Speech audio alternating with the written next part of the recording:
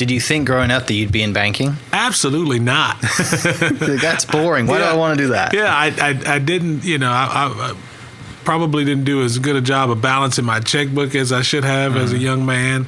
I've always been scared of the question, where do you see yourself in 5 years? Because I never have a good answer for that. I don't think that way. Yeah. And it's not that I'm a by the seat of your pants type guy. I'm a big visionary person. And the details can sometimes overwhelm me. I have to force myself to work on the details. Yeah. So when as a kid, did I see myself as a banker? No way at all. But I always knew that I wanted to live in Oklahoma. I knew I wanted to be a married man, and I knew I would, have a church family somewhere. Yeah. And I knew I would be working. Those were probably the things that I knew. But other than that, no idea at all. And you grew up in Lawton, right? I did, yeah. Tell me about that. Take us there. So I grew up, I was actually born here in Oklahoma City and lived here through 6th grade. In 6th grade, my dad made a real life-changing decision. Both my parents are college graduates. They both graduated from Langston University, our only historically black college and university in the state. And I have a sister who's 12 years older than I am. Okay. And so I was really raised as an only kid, but in 2000, because my sister was just so much older, she's more like a second mom. Yeah. We're super close. And when I was in 6th grade, my parents, they figured out parenting real early. They were amazing parents. They had to learn marriage a little bit better. They just, they would split up quite a bit. And for a while there, my parents were split up, but Dad was always around. He was never an absent person. I saw him every week, saw him, nearly daily. But in 6th grade, he really rededicated his life to the Lord and got serious about his faith. We moved to Lawton. He was having a hard time finding a job. He's a teacher, but he could get a job in Lawton teaching. Mom was a social worker. She transferred her job to Lawton, and we started getting serious about attending church. And Bethlehem Baptist Church is a church my dad grew up in, where my grandfather was a deacon. We got real active there, and our lives changed. I mean, overnight, I saw the difference of what it means when you have a strong man who is committed to the family and is 100% vested in his faith and his family. Like, I got to see it firsthand. I knew what it looked like before. I got to see it afterwards, and that always had a real impact on me.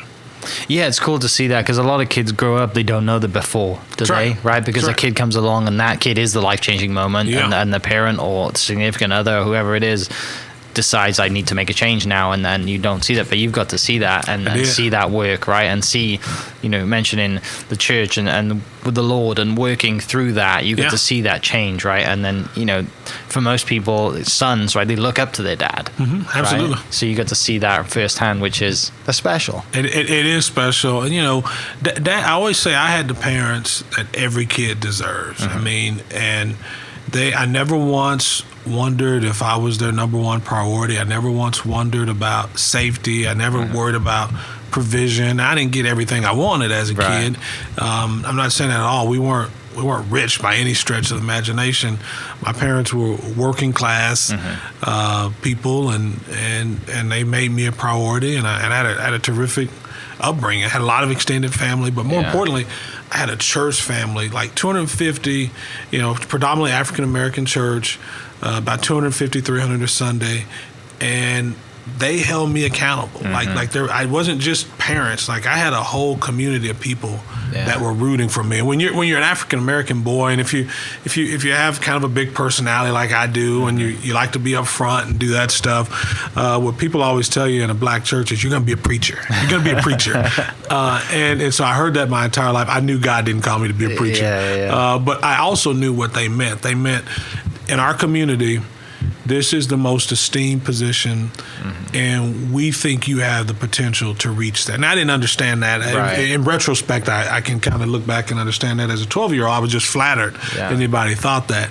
But what that also told to me was there were people outside of my mom and dad who had an expectation of me. I had a community that expected me to do things. And so that meant that I couldn't just do whatever I wanted as a young man. I knew that there were people. Lawton's a small enough town where there was real accountability, and I'm grateful for that, and I'm grateful for the people of that church, because it just, man, I am who I am because of that church. And frankly, that's where I got my conservative values from. People ask me all the time about, where did you, was it Abraham Lincoln? Was it Ronald Reagan? Was it, or even a mentor like J.C. Watts that I had? And yes, they all have had an inspiration, but frankly, my conservative values, I got them from my predominantly African-American church, Bethlehem Baptist Church, where I saw men who were like my dad, committed to the Lord, committed to their faith, their families, and their communities. Yeah. That's the childhood that I had. That's the example that I grew up with. So that's what I've come to